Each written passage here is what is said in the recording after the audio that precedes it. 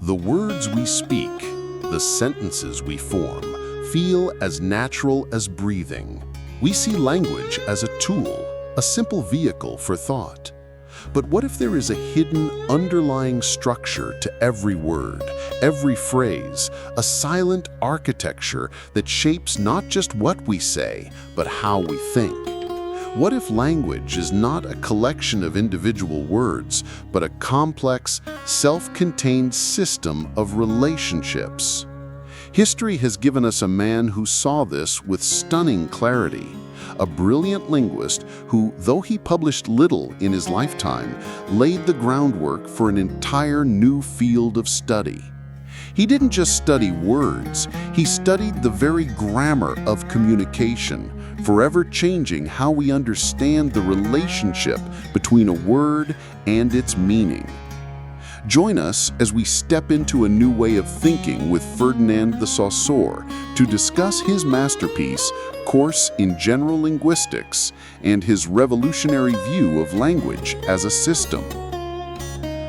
Born in Geneva, Switzerland in 1857, Ferdinand de Saussure came from a family of scientists and academics.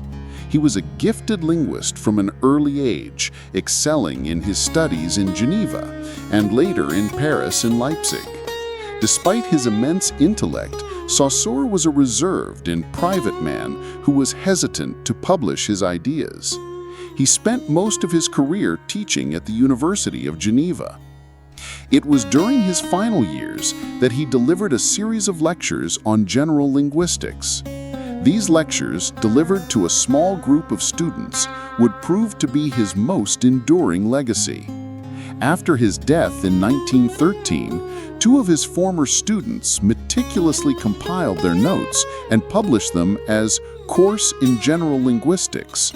This book, which was never actually written by Saussure himself, became the founding document of modern structural linguistics, a field that would influence everything from anthropology to literary theory. Our conversation today will be centered on Ferdinand de Saussure's Course in General Linguistics. This posthumously published work, compiled from his students' lecture notes, is a revolutionary text. Saussure argues that language is a system of signs, and that these signs are composed of two inseparable parts: a signifier, the sound or image, like the word tree, and the signified, the concept it represents. His most famous and profound idea is that the relationship between the two is entirely arbitrary. This means that the meaning of a word is not inherent in the word itself, but is a product of its relationship to all the other words in the system. He also makes a key distinction between langue, the abstract system of language, and parole, the actual individual act of speaking. Mr. Saussure, welcome. Your lectures have become a foundational text for a new way of thinking about language. Can you begin by explaining your central argument that language is a system of signs? A language is a social institution, a structured system of signs. A sign is not a link between a thing and a name, but rather a link between a concept and a sound image. The sign is a double-faced entity, a coin with two sides. On one side is the signifier, the sound or the written word, and on the other is the signified, the concept it represents. So, the signifier tree and the concept of a tree are inseparable. Precisely. One cannot exist without the other.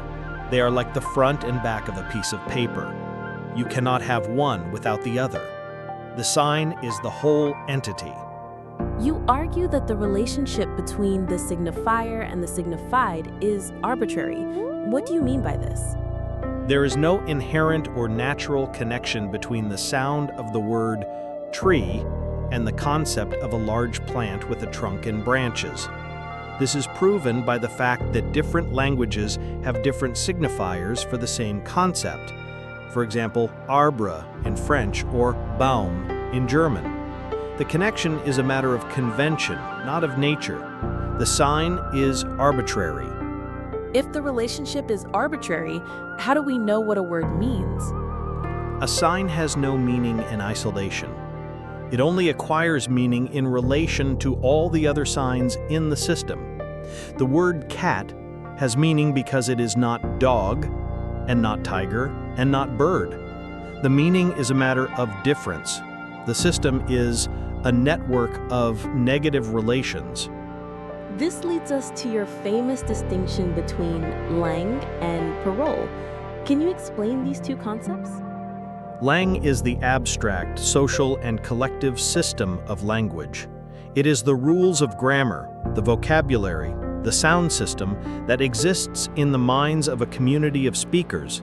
It is a potential, a system of possibilities. Parole is the concrete act of speaking or writing. It is the concrete utterance. Langue is the chessboard, and parole is the particular game you play.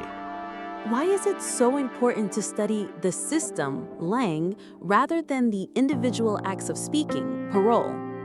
Because the individual acts of speaking are meaningless without the underlying system that makes them possible. The goal of linguistics is not to study every utterance, but to understand the rules that govern all utterances. We must study the chessboard, not every single move that has ever been made on it. You also distinguished between the synchronous and disynchronous study of language. What is the difference? A synchronous study looks at a language at a single moment in time. It is a snapshot. It is what I do in my work. It studies the system as it is. A diachronic study looks at language over time, at how it changes and evolves.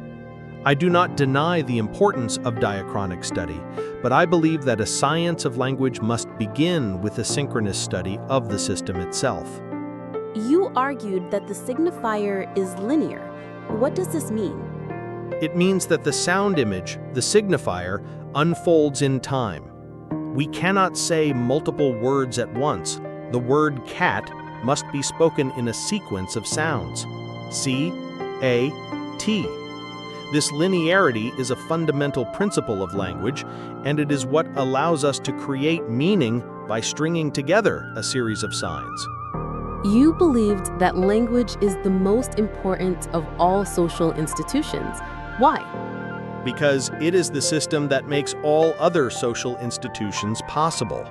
Without a shared language, we could not have laws, we could not have history, we could not have science. Language is the very foundation of society. It is the tool that allows us to create a shared reality. You also spoke of the concept of value in a linguistic sense. What did you mean by this? I meant that a sign's value is not determined by what it is, but by what it is not. The value of a word is in its difference from all the other words in the system. For example, the word sheep in English has value because it is not mutton, which is used for the meat. In French, the word mouton is used for both. The value of the word is therefore different. Your ideas have had a profound impact on fields beyond linguistics, such as anthropology and literary theory. Why do you think this is the case? Because the idea of a self-contained system of signs is not limited to language. It can be applied to any system of human interaction, from rituals to myths to fashion. I showed that by looking for the underlying structure, we can gain a deeper understanding of human culture. What is the relationship between thought and language? Do we think in words? I believe that thought and language are inseparable. Thought is a shapeless mist, and it is only through language that it is given form. Language is what gives our thoughts clarity and definition. We cannot think without language. What is your message to the modern world, which is still debating the nature of communication? I would say look beyond the surface. Do not be fooled by the simplicity of a word. Understand that a word is a product of a complex and invisible system. And remember that true communication is not just about the words you speak, but about the shared understanding that makes those words possible. In our time, we see the rise of digital communication with emojis, memes, and short-form content. How would you apply your theories to these new forms of language? I would say that they are a new and, in some ways, a more fluid system of signs. Emojis and memes are signifiers that can have a very different signified depending on the context. They are not fixed in the same way as a word. They are kind of shorthand that is constantly changing. The system is more fluid, but the principles of my work still apply. They are a new langue that is constantly being created and remade by the parole of its users. You were an academic who was hesitant to publish. What is your perspective on a world of social media, where everyone is a publisher and where words can be sent out into the world without any thought or reflection? I would say that it is a world of a great deal of parole, but a world of very little langue. The words are there, but they are not attached to a common system of meaning. It is a world of great communication, but little understanding. I would advise a society to be cautious of this and to remember that the greatest communication is not just about the words we speak, but about the shared understanding that makes those words possible. Closing reflections and summary. And so our time with Ferdinand de Saussure concludes.